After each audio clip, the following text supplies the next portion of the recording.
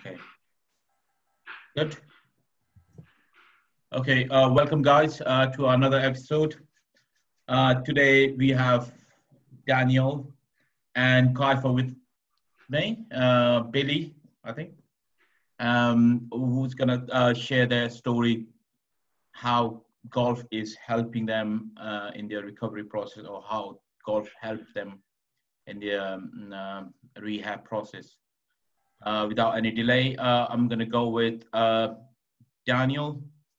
You're gonna start with your story first, please. Your name and So, hi everyone. Daniel Bilclough, but I go by Billy. It was a name given to me on the 5th of April 2000 when I joined the Air Force. My corporal couldn't say my name, told me it was a rubbish name, and then he called me Billy. And 20 odd years later, still getting called Billy. So yeah, I was in the Air Force. I left after just under 20 years. I was medically discharged last year. I left in November officially. I'll start at the beginning. I don't know, why did I join the Air Force? I don't really know. I didn't know where I was going in life. I was good at school intellectually wise, not good at school behaviour wise, which probably led into my RAF career as well. I was a bit of a toe rag. My granddad, he did national service in the Air Force, and he said to me when I was about 14, 15, getting in a lot of trouble, he was like, "You need some discipline, boy. You should try the services, and I recommend the RAF." For no other reason than he was in the RAF.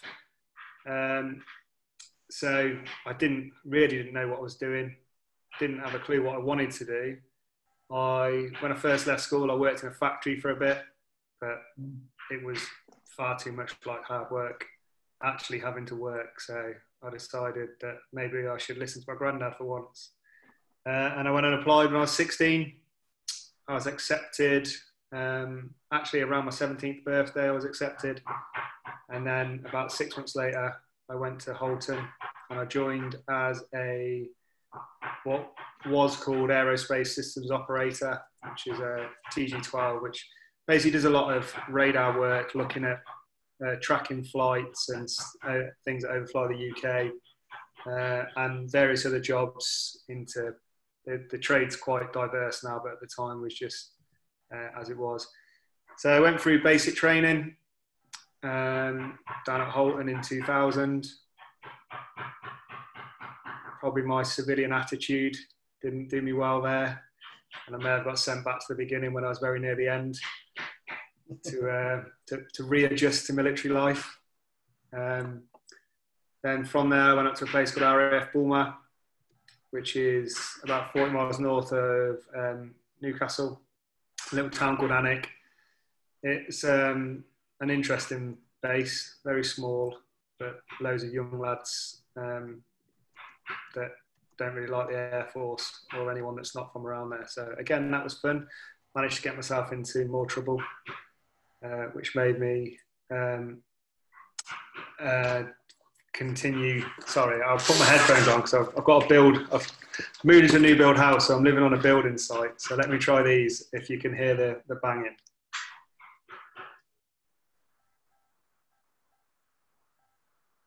So how's that? Is that better? yeah, that's better.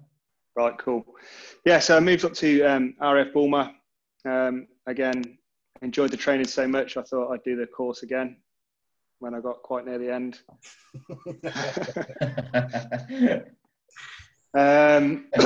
Then I was absolutely shocked when from basic training, we could go to two bases. One was in Norwich, which is a couple of hours away from my hometown of Coventry. And one was in a place called Peterhead, which is 40 miles north of Aberdeen, which is about 5 days away from my hometown of Coventry.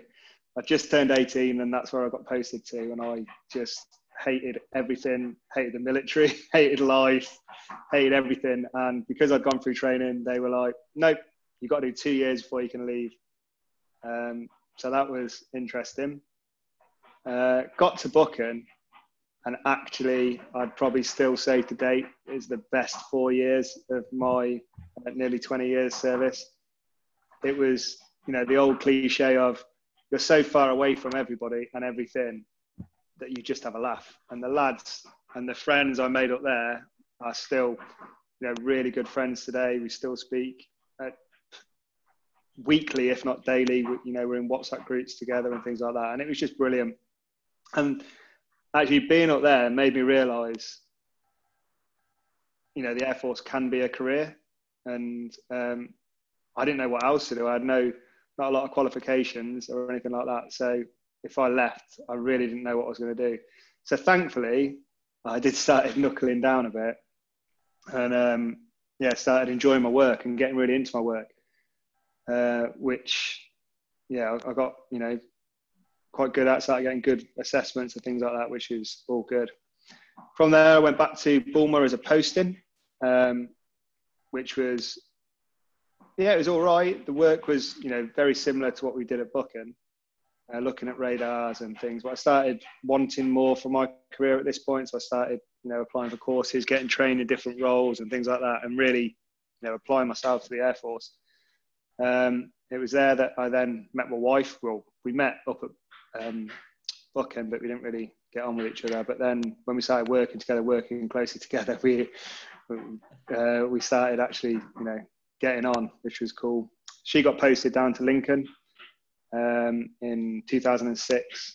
So then I followed her in 2006. And actually, we've been in Lincoln now since 2006, which was, you know, pretty good. We bought our own house and then eventually obviously got married and blah, blah, blah. But that's all later on.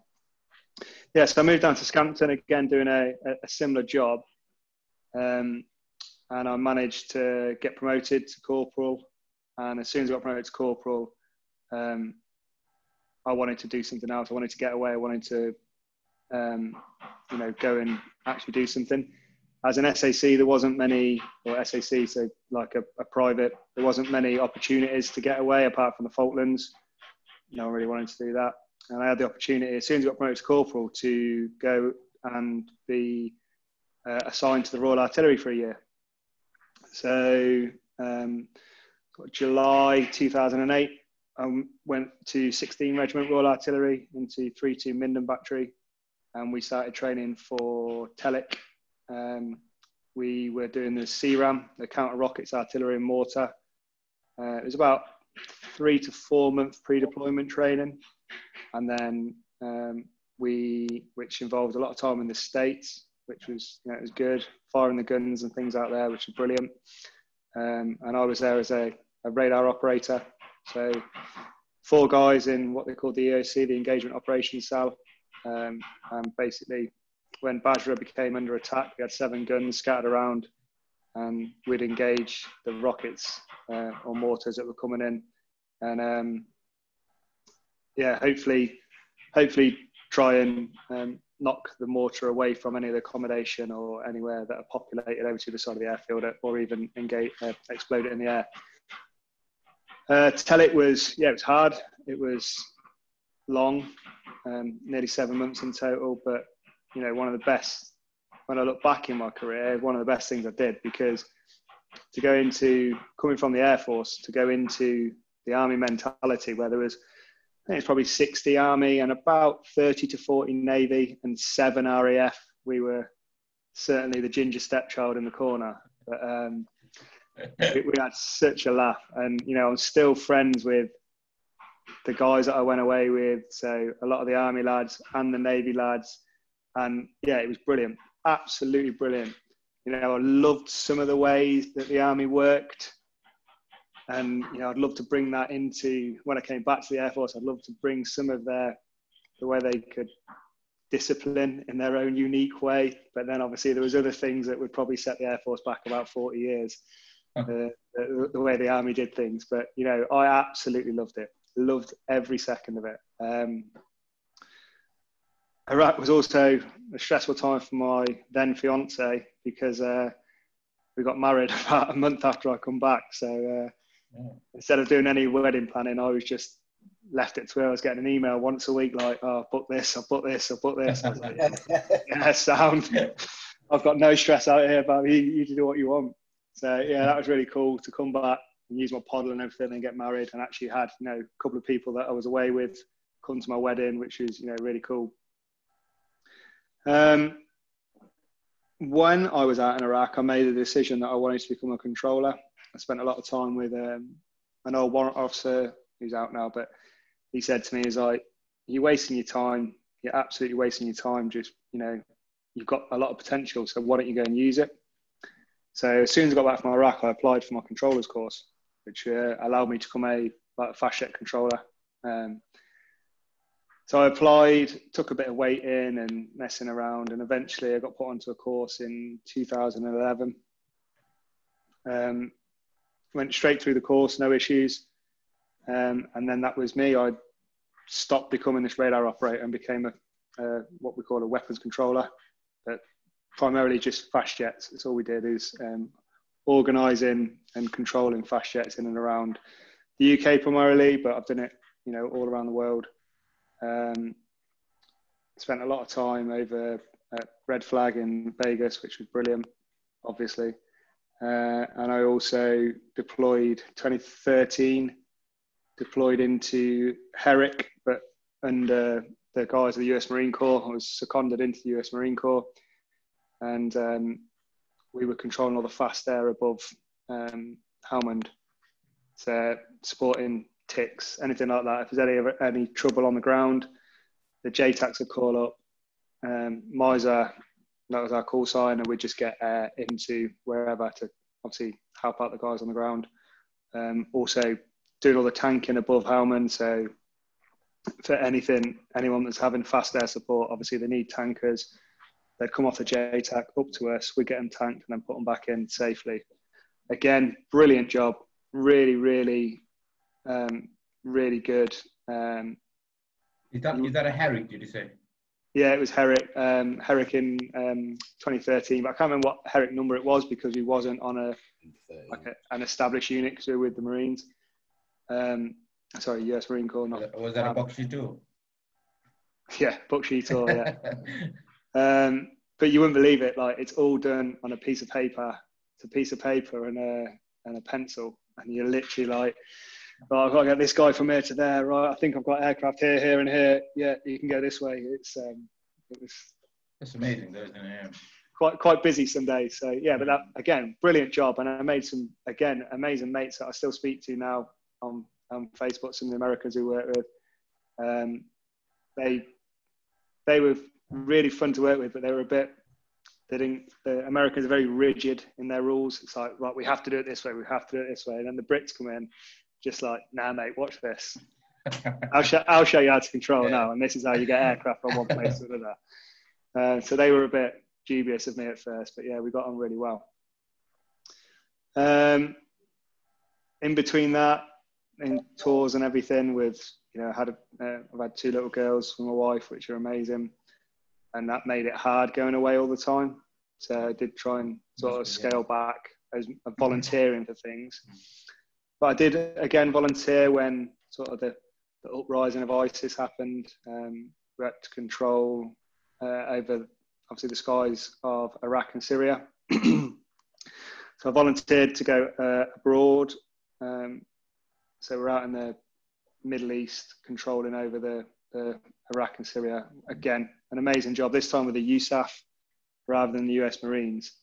But there was just a blend of everything. There was Royal Air Force, there was Royal Australian Air Force, there was US Marine Corps, US Air Force, US Navy, all controlling from the one op stream over Iraq and Syria. Again, doing a similar job. Obviously, the Americans had a lot of troops on the ground, so we were still getting ticks and things like that. But it wasn't as busy, but very, very different, and how you controlled the airspace over there. But again, superb job. I'd love to be going back to do any of that. Unfortunately for me, in 2012, I was diagnosed as diabetic. Now, initially, that didn't stop. Obviously, I went to Afghan post that, and I went to Kingpin, which was the Iraq and Syria controlling post my diagnosis. No, I'm not your standard type 2 diabetic. I'm not 400 stone and drink 17 litres of Coke a day. I'd say I'm still quite young, but obviously I've got Kiefer there. So I'm youngish, shall we say, and healthy eating and all that, and never been overweight or anything like that. But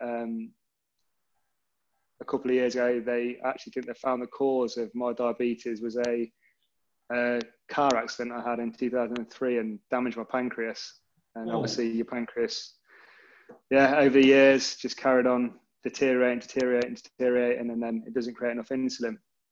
So obviously my initial diagnosis, I had to sort out my life a little bit, but like I said, because I was, always ate healthy and probably didn't do as much phys as I should, but, didn't smoke and things like that, it was fine. And my body started reacting and it was all good. But then over the years, you just, the deterioration was going to continue, and it will continue to deteriorate now. And eventually, I have to start injecting insulin and things like that. But hopefully that's a long way off in the future. Yeah. But I tried a lot of different medications, and eventually they kind of ran out of medications where I was allowed to control. So in 2018, October 18, they said to me, we're out of medication that you can take and still do your job. And it was like, your health as a patient comes first to you as a serviceman. So they started, I started taking a medication that stopped me controlling, which was a bit hard to deal with because that's my job. And I absolutely love my job. I love controlling aircraft. It's one of the best things I've ever done in my life, is becoming a controller and actually becoming very good at it. Fortunately for me, I had done a specialisation course in 2016. So for 9 months, I went away, 6 people on a course, 2 controllers, 4 pilots, and we learn inside out of the Typhoon aircraft and the weapons it drops, and how to effectively use the Typhoon and the weapons in a wartime scenario if we were going to have to go into that. It's a very, very intense course. We did a master's degree alongside it at the same time. So for 9 months, just absolutely flat out working. It was, probably one of the hardest things I've done in the Air Force, but one of the most rewarding to come out of it, knowing that you actually, you are respected. It's called a qualified weapons instructor course. So you become a QI out of it, and you get a patch, and you wear your patch on uniform, and you go anywhere and you've got a QI patch in the Air Force. People are just like, all right, stop, we'll listen to this guy. And I was the first non-commissioned rank to have done a fast jet QI course. And I was put forward to it by my old bosses. They said, we think you're going to, you can go and smash this. So it was good. And I went and did it, and it was brilliant. Absolutely brilliant. But the fortunate thing for me was doing that course then allowed, when they stopped me controlling, to go into a different job where I could keep current with the Air Force. And I actually then became the instructor for the QI course, for the future QIs that were coming through, for the pilots and the aircraft controllers coming through, which again, brilliant job. Probably without controlling, the best job I've done in the Air Force. It was superb. But then in 2019, I had to go to my med board. I've been in the job a year, so I graduated 1 course, was about to start the next course, and I went for a med board. And in the Air Force, I know it's very different to the Army. It's a career up to 55 or even up to 65 nowadays. At the time, I was 36. I was just about to be promoted to warrant officer. To WO1. We don't have WO2s in the Air Force, so just warrant officer. And the med board kind of just looked at me and went, potentially you've got 30 years left. We don't know what to do with you. You can't stay in this job forever. We don't know what job to put you into next. You can never. I wanted to commission. They wouldn't let me commission because of my diabetes. I was not allowed. So I was not allowed to commission. I was not allowed to ever deploy again, which I love doing. So three operational tours I absolutely loved, and then for them to tell me that I can't do it again, I couldn't even go to the Falklands for God's sake. It's like, so what do you want me to do for the next 30 years? So it went off to a 1-star, and the 1-star came back and basically said, look, you're 36 years old, you've got another full career ahead of you. I think we should medically discharge you, which, at the time, I'd think, so I'd done 19 years. I'd been in the Air Force longer than I've been out the Air Force. Yeah. And for someone to, say that to me, I was just shocked. I didn't know what to do. Yeah. Did not know what to do. I was absolutely, my wife was away at the time. So she was away on exercise. Yeah. So I was at home on my own with the kids, like picked them up from school, put them to bed and just sat down that night and I don't know what I'm going to do. Fortunately I have found work since, but I found on course through going through the transition into Civvy Street, which I'm sure we'll talk about later. Are we going to move on to Kiefer now, or do you want me to? Yeah, you're going to move back to Kiefer now. Over to you, Kiefer. Tell us about your 3 weeks in the army, Kiefer. It's hard to follow on from that, isn't it? Yeah. Okay, so I joined in July 2011. I was 21 when I joined. Before joining, I worked as a gym instructor for a hotel chain. I enjoyed that job actually. Unfortunately, again, like Billy, I was a little bit of a terror. So I unfortunately lost my job. I then went on to landscape gardening, did a bit of labour in there, and then moved across for property development. Again, all jobs that I enjoyed, but at the time, 2010 time, 11 times where we got hit by the credit crunch. And I remember it was actually my brother, because he'd signed up before. So he signed up from 16 and he pulled up in this new car, all this money. And I was jealous. I was scraping and scrimping to get money and whatnot. And he's pulling up with this brand new motor. And yeah, it was then, I'd thought about it previously a couple of times to join the military.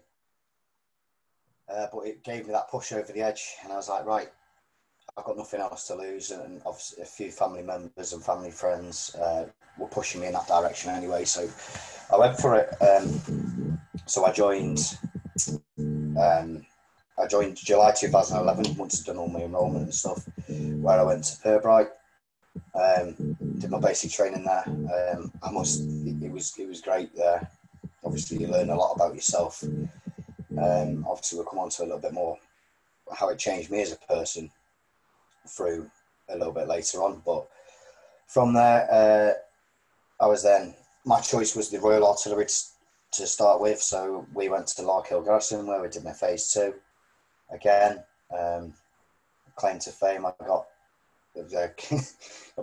not bedded down, sorry, I got gated to camp due to a drinking incident when we were not allowed to drink on camp, but 3 of us decided we'd be clever and try and play the system and got caught out.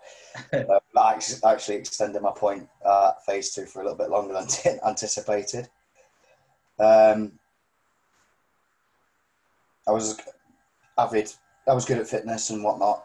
Moved forward, and then from there, I had my 3 choices. My first choice was 1RHA, First Royal Horse Artillery, which I got, which I was proud to get, which was just in Tidworth at the time. So I went there. I think it was just January 2012, I believe.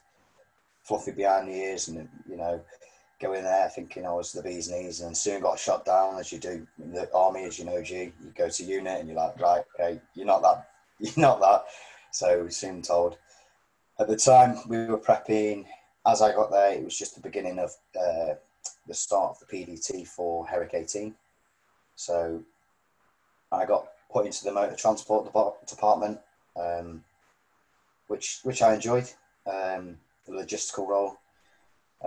While I was there, moved across and did all my PDT. So I went away, did the majority of the PDT at the time. But during all this, I'd met my wife now, and she fell pregnant quite quickly.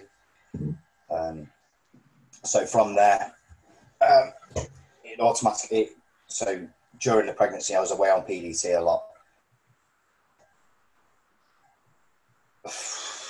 It was difficult because I'd actually changed my life then, because I'd gone from being this single lad to meeting this woman to her being pregnant and whatnot.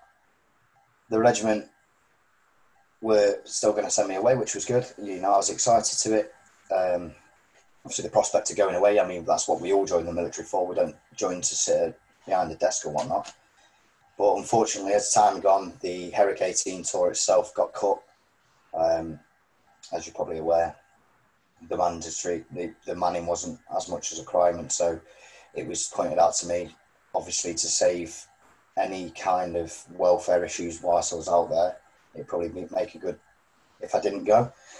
So I don't know whether that's fortunate or unfortunate, but for me, obviously, fortunately, I got to see my son grow up and whatnot. And I mean, there's plenty of people out there that haven't had that chance.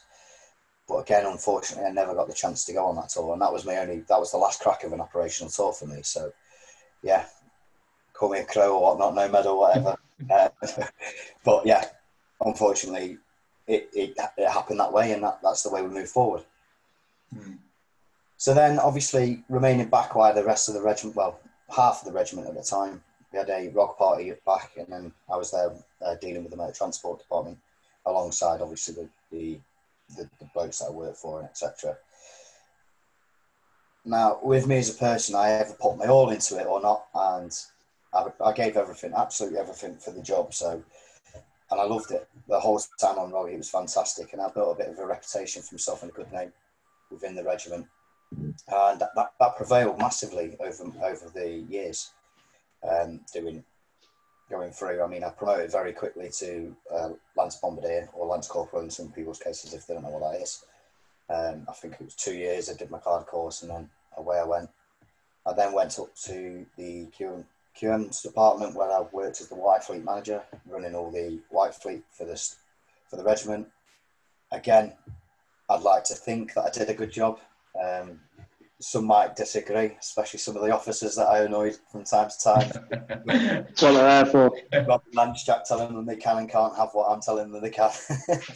But off the back end of that, I got selected for promotion again to Bombardier. So it was all happening very quickly, as well as obviously the young family. Everything from the age of 21 through to the past couple of years has just been snowballed. I went down to a motor transport department, back in there as a 2IC. Again, I felt like I did a good job. Some may disagree. And again, I was noticed very much so for all my hard work, and I actually got selected to promotion to sergeant, and that was after 7 years. So as an achievement in the military, I think that's quite a good going, 7 year. It's not bad effort. To say I'd not been on a tour as well, I was quite sceptical about going in the mess for the first time in my mess dress with no medals on me, but actually going in there, everyone was welcoming, and they were great to me. You had your banter flying around every now and then, but no one was actually rude or obnoxious about it. So, and I think the presence and the character of myself anyway, it kind of helped me. Avid sports star, I wish. Sports star. No, avid. So I played football for the regiment ever since I was a gunner, and I loved it. That's all I pretty much did. If I could get away with it from time to time, but as obviously I went through the ranks, the times had to stop. So I steadily lost out on that. So like I say, it's hard to follow on to Billy with that. It's a very boring and mundane career, but. The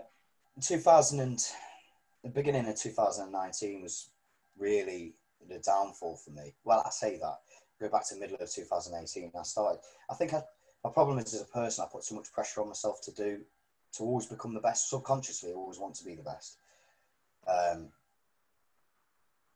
So I was always constantly pressurising myself to be the best in my job, to make sure my lads, excuse the pun, obviously there is ladies within, but making sure that my soldiers under me were looked after well enough, which I think I did a good job, and I think the majority would agree with me there. And I just think I put that much stress on myself. I actually sent myself in a spiral, and a downward spiral, and I didn't actually realise I was doing so. And it was only until one of my battery commanders said to me, he pulled me into the office and he said, look, we know things are not right, you know, just keep an eye on yourself. And it was the first time someone had told me that, you know. I thought I was this big. I took mental health as most people do, as, yeah, whatever, what is it, you know, naively. Yeah, definitely. It took me by surprise, because I was like, what's he on about? And then the more and more the weeks went on, and more I started noticing, obviously someone's made it aware to me now that thing. And then my wife had said it, because I'd mentioned it to her in a passive comment about 3 weeks after he'd told me, and she said, well, yeah, you haven't been right for a while. And that was the downward spiral, really. My temper started going massively. And now if anyone knows me, I'm not an angry person. I'm not a violent person. And I was starting to really lose my temper with silly little stuff. And it was the mundane, ridiculous stuff, really. So, yeah, and that's, unfortunately, I went to the med centre to try and get some help. And they said, look, we think you're suffering from a bit of depression at the time. So we went through, and then it carried on going worse and worse and worse after copious amounts of what you call them, antidepressants, etc., etc. And then eventually I got told that we're going to have to take you off work. And for me at the time, you think in the military, I believe it'll be the same across all three services, you think you're irreplaceable. So I was instantly like, nah, I can't do that. I can't let my lads down. I can't let the regiment down. I'm letting myself down. I'm letting my family down. And again, the same bloke that told me, he goes, in his words, fuck it. If you need the help, you need the help. So take the time off and get better. Now, thinking about it, it was probably the worst thing I did, because for being 100% all the time to go into doing nothing, it was whack, straight in the face. So, yeah, which then we'll move on to where the golf came into it. Yeah, it's just that's just a hard thing, isn't it? Like, as we talked about it in my last couple of episodes, is your life is going up really fine, as you said. You know, everything's going up, as Billy said as well. You know, and just a one snap of finger like that, and then it just bang downhill. And yeah, this is just and it's mentally, I reckon, it's really, really depressing, isn't it? It's like, you know, you just think. I think that was the hard part for me, because obviously, like I say, in my head, I was mentally strong and whatnot, and then there's someone to tell you you're not, and then obviously your wife, who you love, and she says it as well. It hits home, and it hits home hard, and I think it heightens the experience of it all, to be honest. Yeah, it is actually. Yeah. It's just the bravest thing to do is, I think, just come out of it, like say, I've got it, you know, to just that's the brave thing you can do, like, you know, come out and say, okay, I need diagnose, I need help. And we squad as a squad. Yeah. I think the stigma that, you know, used to go with mental health many years ago is slowly, you know, when we're a long way away from actually it being acceptable or accepted as modern society. Yeah. However, you think to, you know, as little as 5 years ago, there probably wasn't as much help out there, much awareness. I know certainly this, you know, it's okay not to be okay and all that it's only very recently, isn't it, that it's coming in. So I think it's a lot easier now for people to talk about things like that. Yeah, definitely. So, yeah, I couldn't agree more. It's been hard. The 2019, I hadn't been at work since I think I got told April, and I hadn't been at work since. So it was hard. And then I was going to the doctor, waiting for the DCMH to see me, etc. Questioning myself at times whether I was actually right to be off work and stuff. And it took a long time to actually see help. So I still think, like Billy says, there's still a lot to do within it. It's only until recently that I've been formally diagnosed. But after obviously doing some development and stuff, it turns out that I've got bipolar type 1 disorder, so which is non-military related, and in terms of things, and it was inevitable to happen in the end. What had happened to me, it was just, I was a ticking time bomb in an essence. So Good. Cheers, Kiefer. I'm gonna move to our favorite partner, golf. So, Billy, have you played golf before? So I had played a little bit. I tried, many years ago when I was like 18 up at Buchan. We tried to go out a couple of times, and we all bought some £100 clubs off eBay. But I think we did it about twice and ended up in the pub every day instead. all it was just doing is delaying us getting to the pub by 4 hours.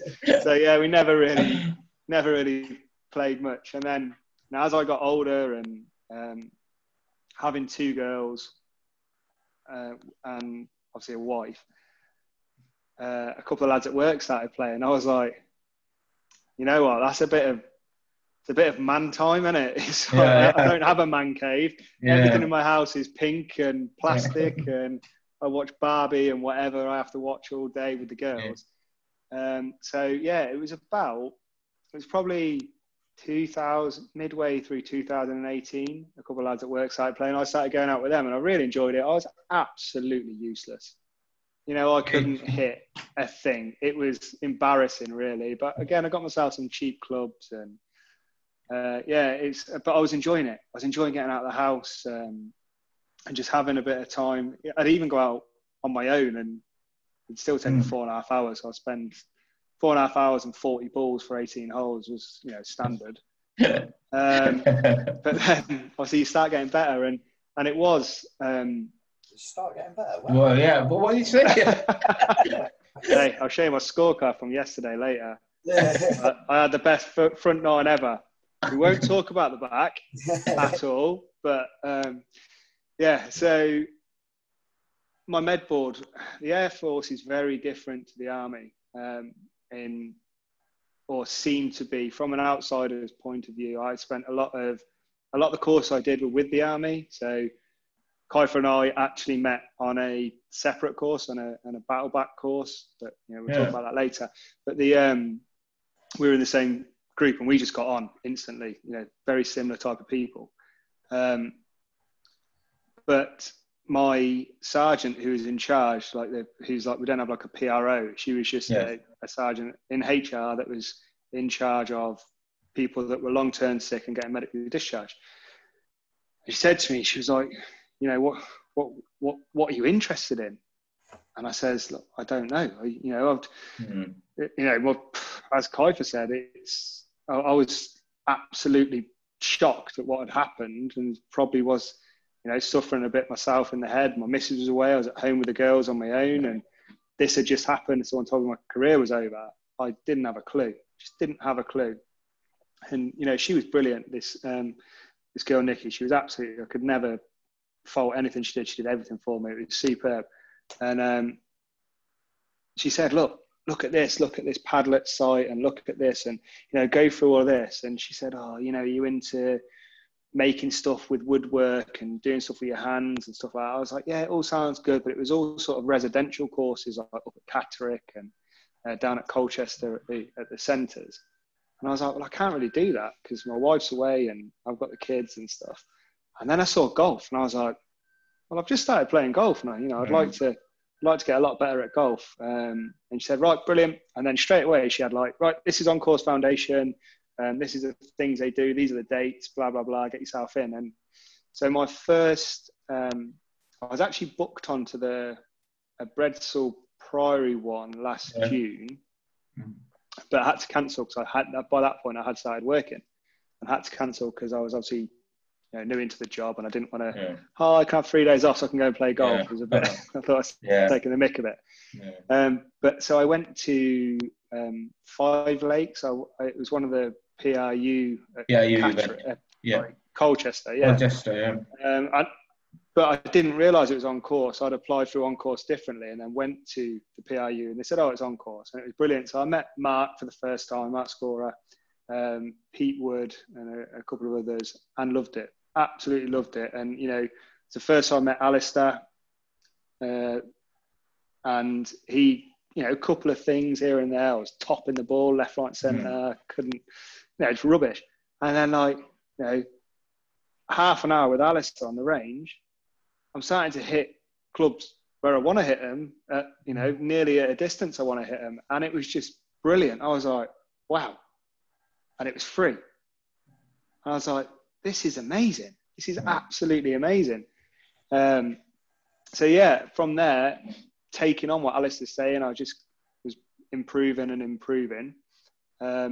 Afterwards, I then met Kiefer, and I think Kiefer had done a course like the week before with On Course. Like I said, we were in the same syndicate, and like I said, we just got on. And I think one of the things we said is like, oh yeah, what are you into? Football, golf, the usual. I was like, oh, golf. So have you ever heard of On Course Foundation? He was like, oh, I was about to tell you the same thing. It's a brilliant charity, blah, blah, blah. And honestly, like 2 guys that didn't know each other couldn't big up the charity more within, 30 minutes of meeting. So I've done 3 events now. I've just finished one this week. I've been down at Greetham Valley, and again, superb. I've done 2 with Alistair, and then this is the first time I've met Di as an instructor this week. And it's amazing. Yeah, it's absolutely amazing. They've got different styles of instruction, but my golf has come on so much through this. But I think obviously G and I were chatting down at Greetham this week. I was like, and it's not just about the golf. It's everything I miss about the military. It's banter, laugh, everything, isn't it? Yeah, it's the banter. You get some characters, especially, but it's, the camaraderie that is back when you're that is what you're missing from the Air Force. For me, from the Air Force, from the military as a whole.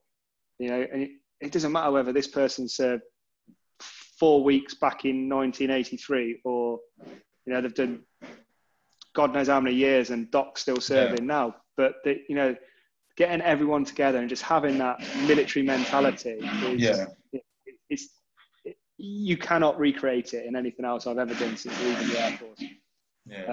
But yeah, I absolutely love it. My golf has come on so much. And yeah, I made some superb mates. And what I did find with On Course was I was a bit dubious, like seeing guys, limbs missing, and you just like, oh God, I'm here because I've got shit blood. I feel a bit of a fraud. And then you chat to people, and like one of the greatest mates I've made through On Course, and he won't mind me saying, is Nick Franklin, and we speak a lot. I told you, I'm your good mate. Oh, sorry, G, obviously, except you as well. But yeah, and Nick and I speak weekly, and it's never been like, oh yeah, he's stood on an IED. I know he's done a story, so he won't mind me saying he's talked about it. And I like ate too many chocolate bars, and I get kicked out for it. But he was always like, mate, it doesn't matter. It doesn't matter what their injury is, whatever. This is everybody is going through the same boat, whether they are, problems mental health wise, whether they have been blown up. It doesn't matter. Everyone's coming from the same boat. We all signed on at some point to serve our country. Air Force, didn't really like didn't really like tents and marching and doing any soldiery stuff, but we all signed on for the same thing, and then for whatever reason something is stopping us doing that job that we all loved or still love doing. So we're all in that kind of same boat. I shared a room this week with a lad. I think it's his second on-course event, and he said what on-course has done for him and his stability can never ever be matched by any psychiatrist or any drugs or anything like that. I won't name names because it's not my place, but he is ever so grateful for what on-course can do for him. And it's, that's why I push his charity to everyone I can, because people need to understand and realise the good that it does. Yeah. Cheers, mate. Kiefer. Okay, so yeah, I am going to elaborate on a few of the points Billy's made about the charity in a bit, but let's talk about how I got into golf. I'd never in my life picked up a golf club. Well, that's a lie. I used to get a golf club with my brother on the field, and we used to smack balls into a car park. Yes, but other than that, to play golf, I'd never played it. And a couple of lads at the time, obviously, the beginning of 2019 was where I was deteriorating as a person, and they from work, they were going down to the local par 3 course. And it's something my doctor had mentioned to me. He said, have you ever played it? It's the most frustrating but rewarding sport you'd ever play in your life. I went down, I rented they must have been from the World War One, these clubs. They were wooden and horrible, but instantly it got me, it bit me. And the fact of the matter is I fell out of love with football. Now, for me, that's unheard of. Anyone that knows me, I love football. It's my life. I was falling out, I wasn't playing, so I needed something to occupy my mind. So I went down, instantly got hit by the bug after the first round, went out and spent a little bit of money. My wife was not happy, especially to say I'd only been playing. Well, you didn't tell her how much they cost. Well, yeah. My wife don't know. Fortunately, she knows everything. So yeah, I played on the par 3s for a bit, and then went across to. So my wife works at the local golf club around here, which is Tidworth Garrison. And she said, why didn't you go up and have a little play with everyone up there? I didn't, yeah, not literally play, Billy, come on. Come on. Heard about you, Army lot. Yeah, so I joined, and I managed to get a couple of the lads that I was playing the par 3 with to join as well, and a couple of civilian friends that I knew were playing from football. So I got out, and wow, what a challenge. First time I'd ever played 18 holes in my life, and I wish I didn't. I think I lost about 100 balls that day. But it was 4 hours out in the open of just nothing. And the reward I got from that at the end of that was, unless you've played golf and been out on a golf course for 18 holes, you can't explain it, because it is. Yeah. When you're spending 5 minutes looking for a ball in thick crap, but then you do that 4 or 5 holes in a row and then you hit one good shot, and it's the feeling you get is sensational. And you keep playing that all the way around, horrendous scores, obviously, when you first start playing. Obviously, I then got told not to go back to work, so I was stuck for what to do with my days. So then I took it up a little bit more. And I was at Tedworth House for a course there, and then someone had mentioned the Padlet, like Billy had said, and on there I'd seen the charity on course. So I emailed in, and unfortunately no one got back to me the first time, so I emailed again. I was like, okay, not what I wanted to hear. But yeah, someone got straight back to me that time. I think it was Anne that got back to me. And invited me up to go and play Hunley Hall, it was quite ironic actually, because the time they wanted me to play at Hunley Hall was literally about 5 minutes from where my nana lives, up in Saltburn. So I said to Mark Scorrer, who was emailing me direct, I said, look, I won't want to stay, because believe it or not, I'm not really good with people, even though I come across as that. Or when I've had a drink, I'm definitely good with people. It's just that courage, isn't it? So it was more just integrating. I got there, Mark had come and greeted me. And like Billy said, I got there and I was, there was, Si was one of the first people I met, he's sigh is sigh straight away. No description for him. Yeah. You've got blokes there with legs missing, massive mental health issues, and I was like, Jesus, I'm well out of my depth here. This is not for me. This is like, I shouldn't be here. And I won't mention any other names, but someone put their arm around me the first day and said, "Don't worry, we're all here for the same reason. You know, for whatever's happened to you, like Billy said, we all signed that dotted line to do what we wanted to do for our country. And for whatever reason, that got taken away from us. And the charity helped me massively in that respect. And 3 days away from, well, it was kind of away. So I was away in the morning, obviously the full day. I've met Di, who was instructing up there at the time. And yeah, it was brilliant. Massive regret I had is that I didn't stay over and get to know the boys a bit more with the people up there. Because obviously in the evening they all meet up for meals and stuff, whereas I was just heading off as soon as the golf was done. I then had an email off Anne, continuing to play golf. You know, I thought that was it. It was a good thing. I thought on-course was just the one-off situation, and Anne emailed me and asked me to go and collect a cheque for the On-Course Foundation, which was kindly donated by the Army Golf Course, which is currently just outside of Swindon, I believe. So I gladly accepted and went across, and I met I think it was a colonel at the time. He presented the cheque to myself, and I was like, that's incredible. So I then emailed a couple of events come out, so I started putting my name forward. So I played a few last year, championships and whatnot, and met so many new faces. And yeah, and the fact, obviously, when I'll go back to meeting Billy at the Battle Pack, when he told me about the on-course and he was in it, it made me want to, obviously, so I got, like Billy said, I got on with him straight away. It was just an instant connection. It was like, I'd known him for years, weirdly. It was instant connection, and I was like, right, I want to get on with him. And I still not bloody managed to play with him yet, but but yeah, it's that whole comradeship that you do miss from the military, and the fact is you're out with people, like-minded people, regardless of the injury. They're all like-minded. They all want to do exactly what you're doing. Hit a bad shot, hit a good shot, have a good round, have a crap round. It doesn't matter. It doesn't matter at the end of the day. You're there to interact, as well as trying to get better, which the coaches provide. I've had the opportunity to be with Alistair, Di, a plethora of others that have been involved, so it's great.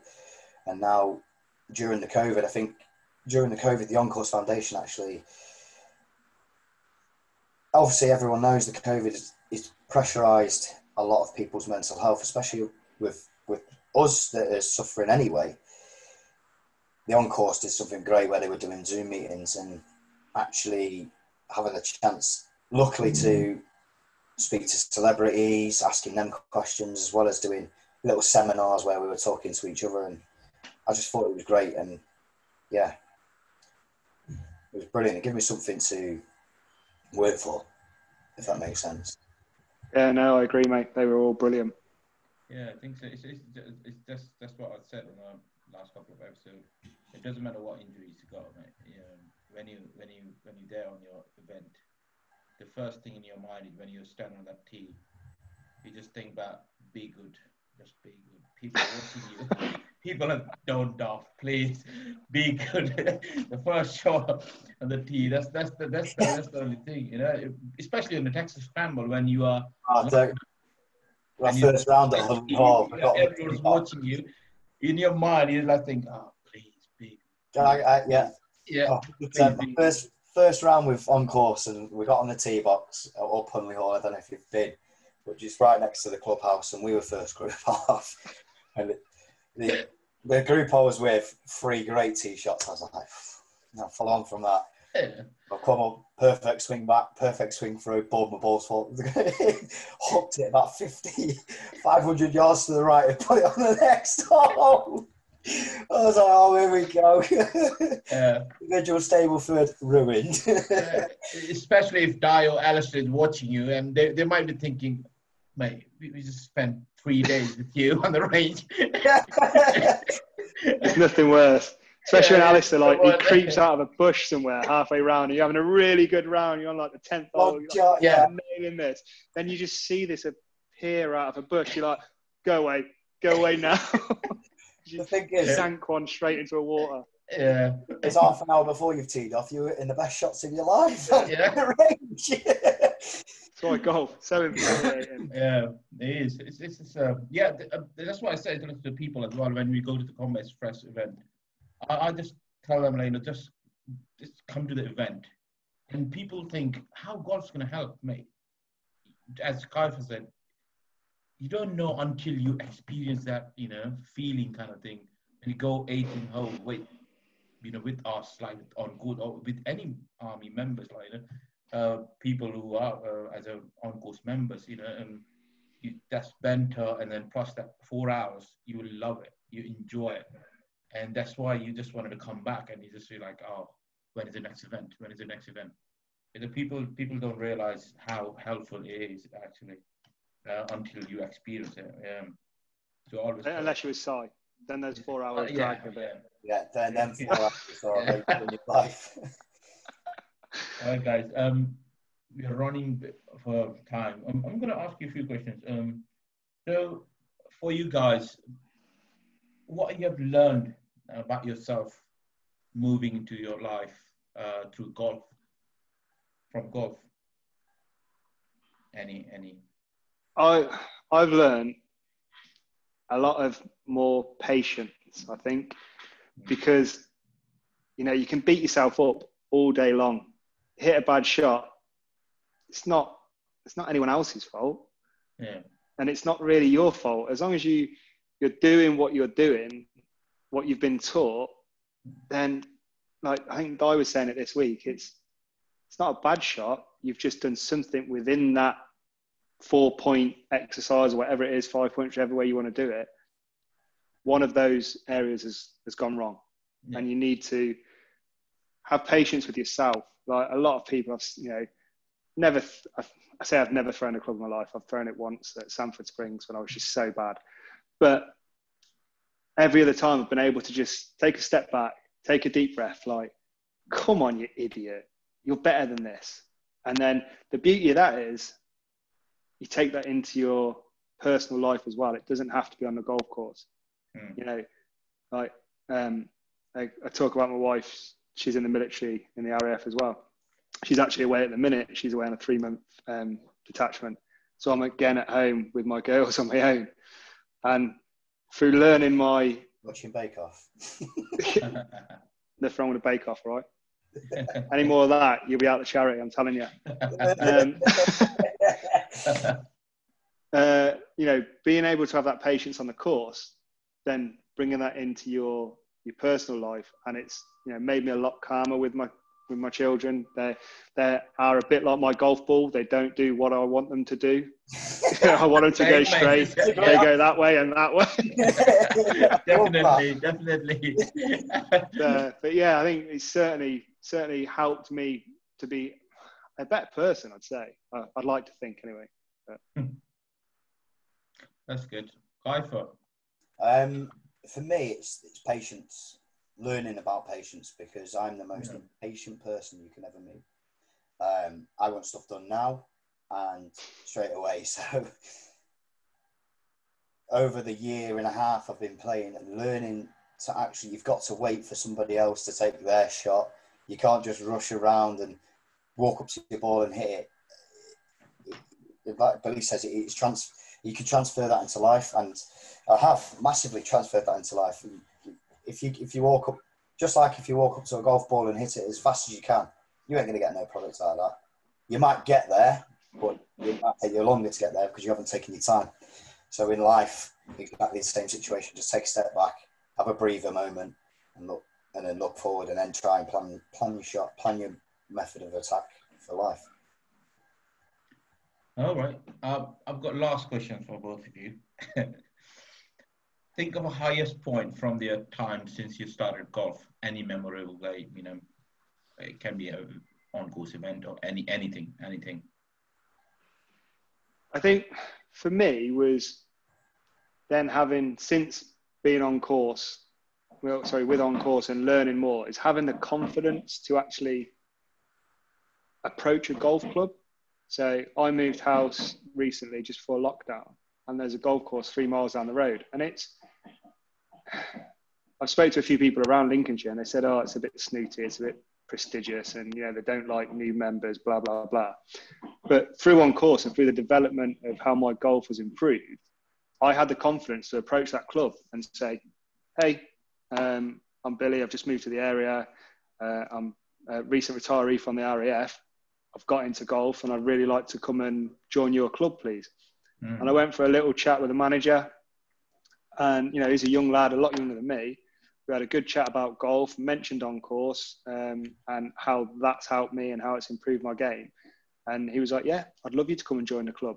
And then from that, then meeting members through like other members, and actually, going out and playing. Then I got my first handicap, going out and playing in competitions. It's just been brilliant. And there's no way, although I think as Kiefer said, like, I'm out there as a bit of a, you'd think I was a get on with everyone type of person, but you know what, in new situations, I'm not, I'm quite shy, but having the confidence to actually be able to play golf to a, average standard, not, I'm still hacking it about a bit and I'm still spending a bit of time looking for balls, but having that confidence that to be on a golf course, to go out and play with guys that are playing off 5, 6, 7, 8 handicappers, I wouldn't have had that without on course.